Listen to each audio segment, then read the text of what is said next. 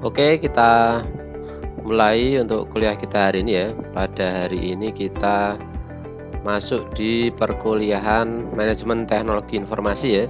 Ini kelas TIP 18.1 ya. Mahasiswanya ada Mas Adi Vena, Adi Ulia, Ali Imron ya, Anggito Abimanyu, Diah Intan, Ema Rahma, Muhammad Burhanuddin, Muhammad Ali Rosad, Nanang Wahyu Saputra, dan Saiful Ihsan ya. Silahkan Anda bisa absen di Syakat ya. Untuk materi hari ini ya berkaitan dengan pengenalan manajemen proyek teknologi informasi ya. Baik, kita mulai saja. Assalamualaikum warahmatullahi wabarakatuh. Kita masuk di pertemuan kedua ya untuk mata kuliah manajemen teknologi informasi ya. Baik, kita masuk di materi ya.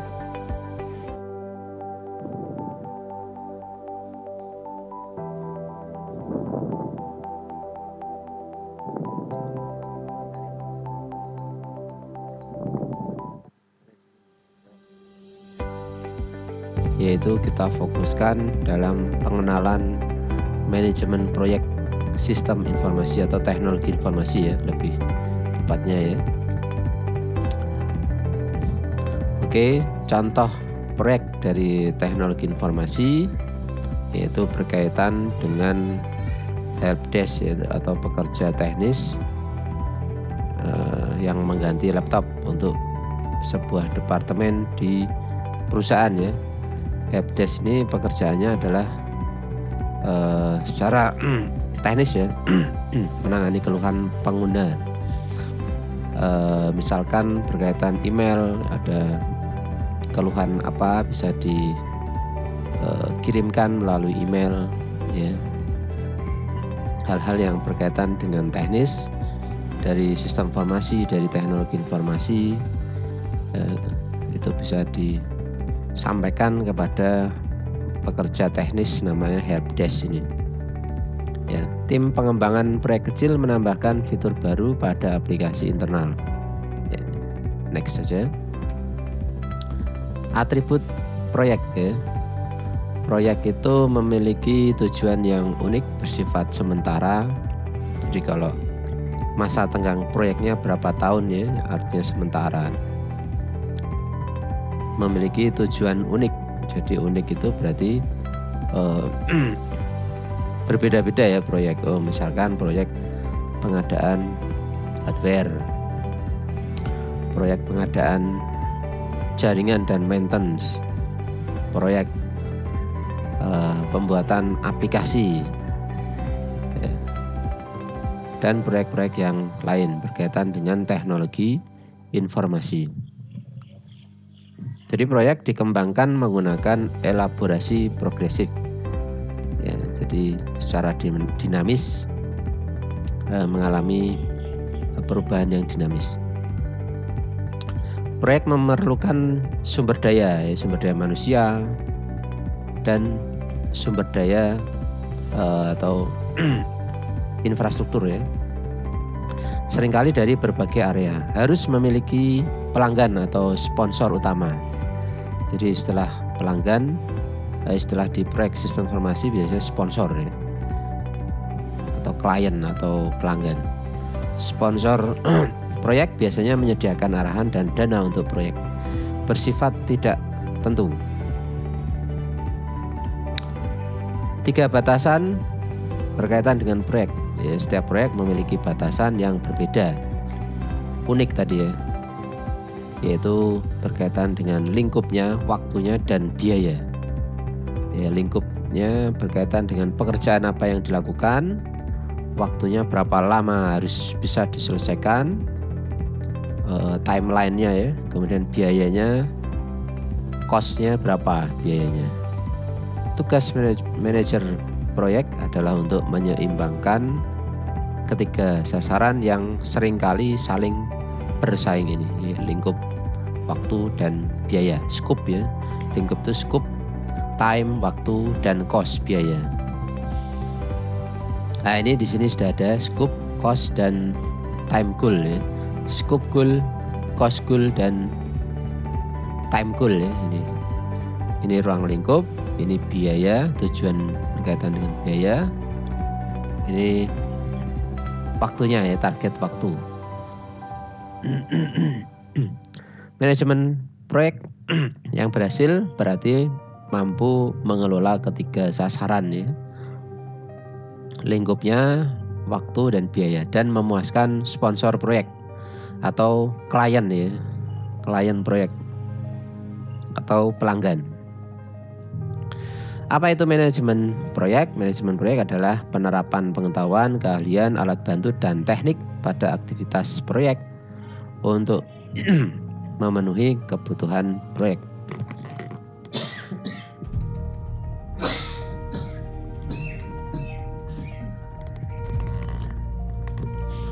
Oke, next ya. Ini adalah kerangka manajemen proyek ya. Di sini ada stakeholder yang membutuhkan harapan ya. Harapannya stakeholder itu proyeknya bisa memuaskan klien ya. Ada 9 area ya pengetahuan, ada scope management, time management, manajemen ruang lingkup tadi, waktu, biaya, kualitas ya, manajemen human resources, sumber daya, manajemen komunikasi ya, communication, manajemen risiko, manajemen prosedur. Ini harus diperhatikan supaya stakeholder memiliki kinerja yang baik ya, dan klien atau sponsor puas atas kinerja dari proyek yang dipesannya ya. Project portfolio ada 1, 2, sampai 6, enterprise success ya. Jadi perusahaan mengelola proyek dengan sukses. Stakeholder proyek ya, siapa saja yang menjadi stakeholder atau entitasnya, siapa saja yang berkaitan dengan proyek. Ada sponsor proyek ya, sponsor tadi berarti klien, pelanggan ya, yang memesan proyek. Manajer proyek ya, tim proyek, staf pendukung, pelanggan, pengguna, pemasok ya. Ini adalah beberapa bagian yang berperan dalam proyek sistem informasi atau teknologi informasi ya. Kemudian ada 9 bidang pengetahuan berkaitan dengan manajemen proyek ya. Bidang pengetahuan adalah kompetensi utama yang harus dikembangkan manajer proyek. 4 bidang pengetahuan inti yaitu lingkup, waktu, biaya, dan mutu. 4 bidang pengetahuan yang merupakan alat pencapaian tujuan proyek yaitu SDM, komunikasi, risiko, dan manajemen pengadaan. Dan 1 bidang pengetahuan yaitu manajemen integrasi proyek. Semua bidang pengetahuan dikumpulkan menjadi satu, diintegrasikan, disatukan.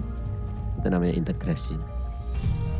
Alat bantu dan teknik manajemen proyek ya. Alat bantu dan teknik manajemen proyek dapat membantu manajer proyek dan timnya dalam berbagai aspek manajemen proyek. Alat bantu dan teknik spesifik ya, ada carta proyek, pernyataan lingkup, dan WBS. Ini berkaitan dengan lingkup ya. Berkaitan dengan waktu bisa menggunakan diagram Gantt ya, Gantt chart. Diagram jaringan, analisis jalur kritis, penjadwalan ya, dan lain sebagainya. Jadi ada metode-metode, algoritma untuk penjadwalan berkaitan dengan waktu. Ya, dibuatkan Gantt chart ya, diagram Gantt ya. Bisa pakai PERT ya metodenya. Kemudian estimasi biaya dan earned value management ya, manajemen nilai keuntungan ya, nilai laba. Jadi diestimasi biayanya berapa, pendapatan atau dari sponsor berapa, dananya, sehingga tidak mengalami kerugian ya. Jadi ada alat-alat bantu yang digunakan dalam memanage proyek ya. Kalau berkaitan dengan lingkup bisa menggunakan carta proyek ya, WBS. Kalau berkaitan dengan timeline ya, batas waktu, bisa menggunakan scheduling, penjadwalan dengan menggunakan diagram Gantt ya, Gantt chart. Bisa menggunakan PERT ya, teknik PERT. Berkaitan dengan biaya bisa menggunakan metode estimasi biaya. Kemudian faktor-faktor keberhasilan ya, manajemen proyek. Harus ada dukungan dari eksekutif. Eksekutif itu tim manajerial dari proyek. Yang kedua, keterlibatan pengguna. User dilibatkan. Kira-kira keinginannya sesuai apa tidak ya dari proyek yang dibuat. Apakah pengguna merasa puas dengan proyek yang dijalankan. Yang ketiga adalah pengalaman dari manajer proyek ya. Kalau hanya trial error ya, masih banyak kesalahan yang terjadi ya dalam proyek. Yang keempat, tujuan bisnis yang jelas. Yang kelima, lingkup yang diminimalisasi. Yang keenam, infrastruktur perangkat lunak standar ya. 7, kebutuhan dasar yang baik ya, metodologi formal. Ke-8, ke-9, estimasi yang handal, perkiraan biaya ya, perkiraan waktu. Dan ke-10 adalah kriteria yang lain, milestone ya, perencanaan yang tepat, staf yang kompeten, dan kepemilikan yang transparan ya, pelaporan yang transparan. Peran dari manajer proyek ya, jadi manajer proyek harus bisa mendeskripsikan kerja ya. Dia bertanggung jawab dalam fungsi perencanaan, penjadwalan, koordinasi, dan bekerja sama untuk mencapai sasaran proyek ya, yang dipesan oleh sponsor atau klien atau pelanggan ya. Bahwa 97% proyek yang sukses dipimpin oleh manajer proyek yang berpengalaman, yang kompeten ya, yang handal. Keahlian yang disarankan bagi manajer proyek ya, manajer proyek memerlukan keahlian, kompetensi ya, yang keras dan kompetensi yang lunak. Artinya apa?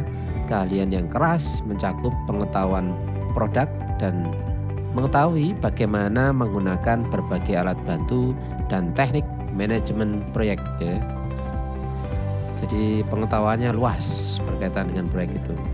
Kemudian punya kompetensi keahlian lunak, yaitu mampu untuk bekerja sama dengan berbagai macam orang, berbagai macam lintas sumber daya manusia ya. Berarti besar, berjiwa besar ya, tidak mudah marah, mampu memecahkan masalah ya, visioner ya. Jadi ketika ada masalah tidak berkutat ke masalah tetapi visioner. Visioner itu lihat ke depan ya, selalu melihat ke depan. Masalah ini kan pasti ada ya, diselesaikan, tetapi fokusnya ke visinya. Visinya apa? Menyelesaikan proyek dengan baik ya, berarti bagaimana memecahkan masalah yang berorientasi pada visi yang sudah ditetapkan.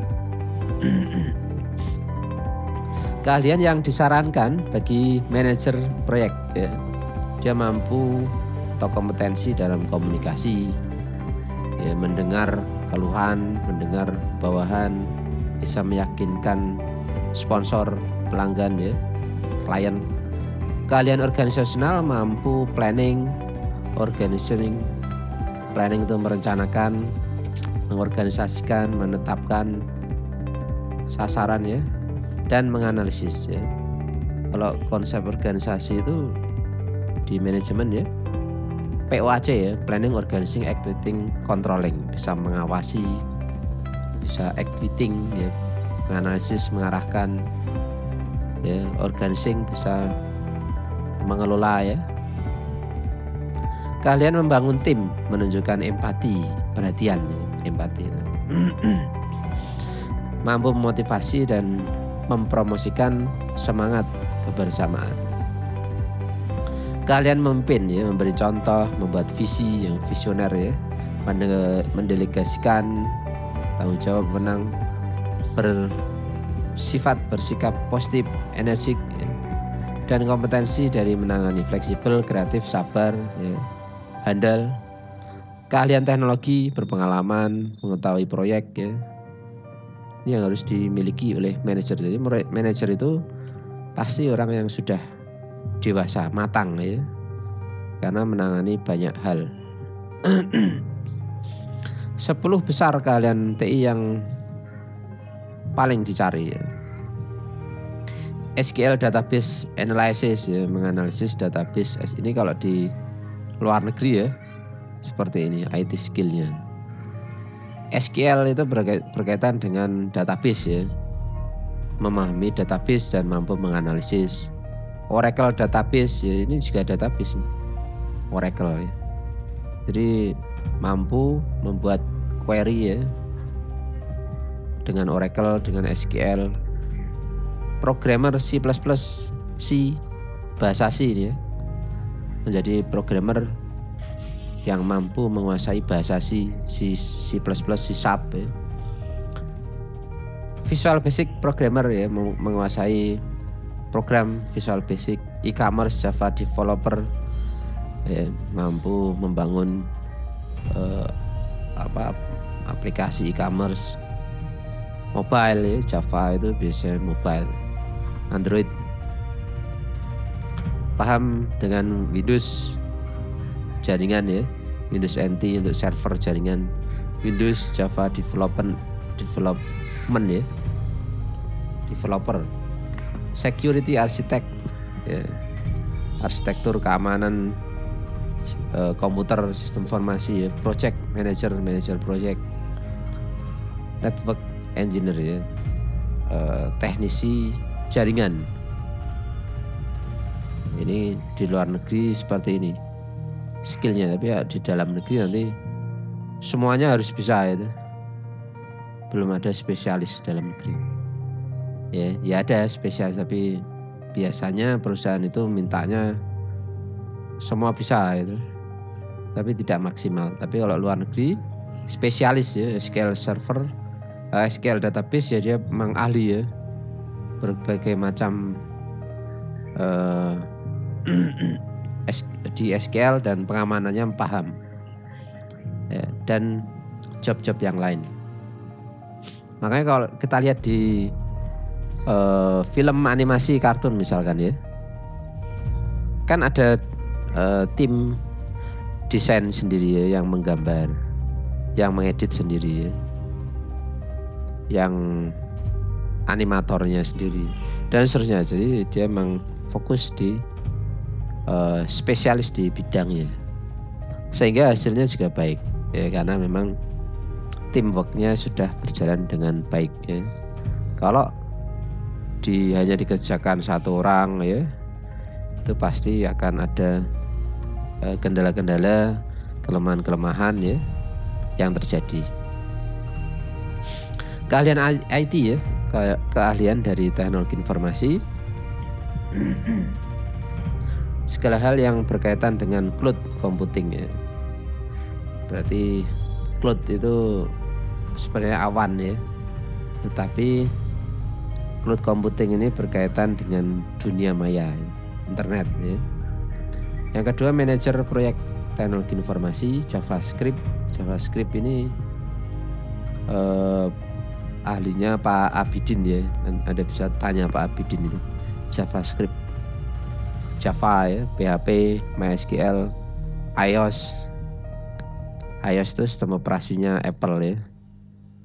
Mac operating system ya. Kemudian HTML5 ya,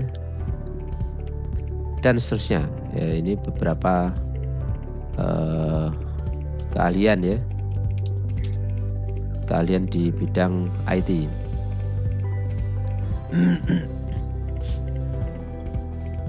Next ya, Terdapat 2 persyaratan yang mendasari kompetensi manajemen proyek.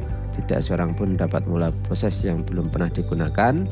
Yang kedua, para manajer diwajibkan memiliki pemahaman bisnis serta suasana yang menyediakan konteks untuk proyek.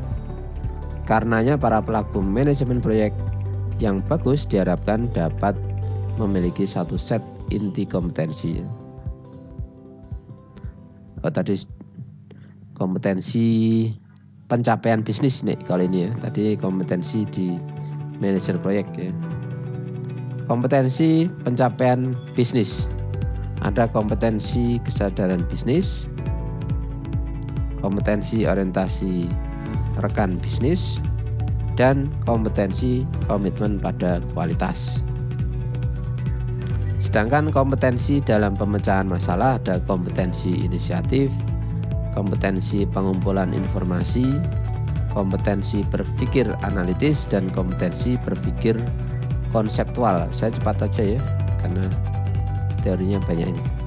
Ini kompetensi berkaitan dengan pengaruh ya, kompetensi kesadaran antar personal, kompetensi kesadaran organisasi, kompetensi antisipasi impact ya, dan kompetensi pengaruh. Kompetensi manajemen manusia ya, kompetensi motivasi, komunikasi, mengembangkan orang lain, memantau dan mengendalikan. Kompetensi self management ya, kompetensi percaya diri, kompetensi manajemen stres, kompetensi kepedulian dan kredibilitas, dan kompetensi fleksibilitas. Nah, kemudian kompetensi manajerial ada kompetensi integrated, kompetensi project, kompetensi manajemen ya. Kita masuk di prinsip-prinsip manajemen proyek. Unsur pokok dalam manajemen proyek ya. Organisasi atau perusahaan biasanya menggunakan pendekatan yang berbeda pada manajemen proyek. Prasyarat untuk manajemen proyek yang baik adalah proses pengembangan sistem yang didefinisikan dengan baik, yaitu yang memenuhi unsur pokok dalam manajemen proyek, karena penting untuk membedakan antara manajemen proyek dan manajemen proses. Tujuan proyek ya, umumnya suatu aktivitas yang berlangsung dalam timeline ya, waktu tertentu dengan hasil akhir tertentu, sehingga dibutuhkan koordinasi dan pengendalian terhadap setiap subproyek dalam aspek waktu, urutan pekerjaan, biaya dan performan ya, timeline, scope, cost ya. Kompleksitas proyek ya. Dalam pengelolaan proyek melibatkan beberapa fungsi organisasi seperti bagian pemasaran, personalia, SDM ya, engineering, produksi, dan finance, keuangan. Untuk itu diperlukan bermacam-macam disiplin ilmu dan keterampilan untuk menyelesaikan pekerjaan-pekerjaan proyek, serta dibutuhkan koordinasi antar fungsi organisasi untuk kesuksesan proyek dalam mewujudkan tujuan. Keunikan proyek, setiap pekerjaan proyek mempunyai keunikan karakteristik tersendiri dan berbeda dari apa yang pernah dilakukan, meskipun bentuk proyeknya sama atau rutin dilakukan ya, karena dipengaruhi oleh aspek tujuan, lokasi, lingkungan, tenaga kerja, sosial, kultur budaya masyarakat, fasilitas, ruang lingkup, dan lain sebagainya. Di samping itu, proyek merupakan pekerjaan yang terjadi sekali dan tidak pernah terulang dengan kejadian yang sama. Proyek merupakan kegiatan sementara, tadi sudah kita bahas, ada timeline-nya ya. Sementara itu ada schedule waktunya. Resiko proyek umumnya menggunakan teknologi yang baru dan memiliki resistensi yang tidak pasti dan beresiko. Kegagalan suatu proyek bisa berakibat buruk pada organisasi. Siklus hidup proyek, ya, ada project life cycle namanya, di mana tugas-tugas organisasi, sumber daya atau orang, dan sumber daya lain akan mengalami perubahan bila proyek memasuki satu tahapan baru. Tipe proyek yang berasal dari klien atau sponsor tadi yang ditawarkan ke suatu konsultan atau kontraktor. Ide proyek muncul karena ada tawaran dana dari instansi atau lembaga tertentu. Proyek muncul karena adanya tawaran lelang. Proyek berasal dari dalam perusahaan sendiri. Fungsi manajemen proyek, ya, ada pembatasan, perencanaan, planning, pembatasan lingkup, scoping, ya, perkiraan, estimating biaya tadi, penjadwalan, scheduling, pengorganisasian, organizing, pengarahan, directing, pengontrolan, controlling, dan penutupan atau closing, ya. Fungsi-fungsi di atas tergantung pada komunikasi antar personal, ya, yang melibatkan manajer proyek, tim proyek, dan manajer yang lain. Prinsip pengetahuan manajemen proyek. Yang pertama, melakukan aktivitas terkait terhadap konsep kelompok proses yang ada. Yang kedua, setiap kelompok proses membutuhkan masukan untuk menjalankan proses. Yang ketiga, saat proses berlangsung akan melibatkan sejumlah perangkat atau tools dan metode pekerjaan yang memadai. Yang keempat, hasil luaran dari proses dipergunakan untuk pelaksanaan kelompok proses pada aspek pengetahuan manajemen proyek yang lain.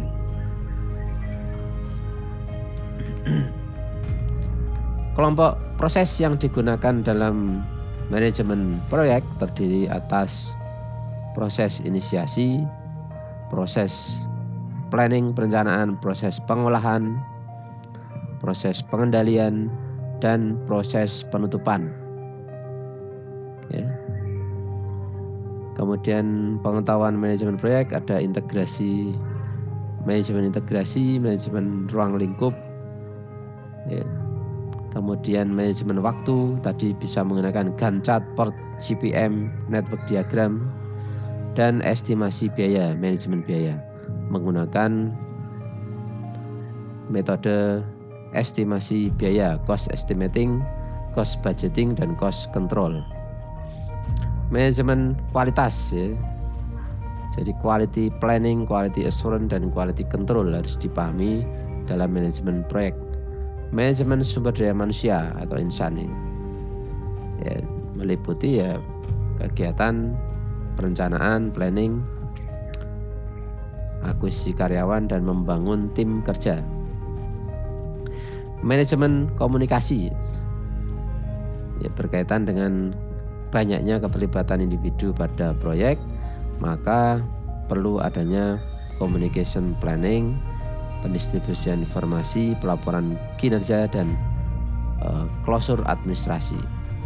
Manajemen risiko berkaitan dengan upaya preventif, ya, mencakup identifikasi risiko, nanti risikonya apa, jumlahnya berapa, kuantitas risiko, pengembangan responsi risiko, dan pengendalian risiko. Manajemen pengadaan, ya, berkaitan dengan pengadaan produk, ya, perangkat yang dibutuhkan dalam kegiatan proyek dari awal sampai selesai, ya. Oke, saya kira untuk materi perkuliahan hari ini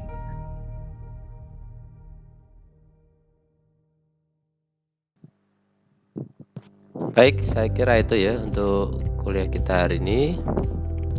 Silahkan absen disiakat, ya, bagi yang belum bisa absen. Terima kasih atas perhatiannya, mohon maaf atas kekurangannya. Untuk pertemuan hari ini cukup sekian, ya. Assalamualaikum warahmatullahi wabarakatuh.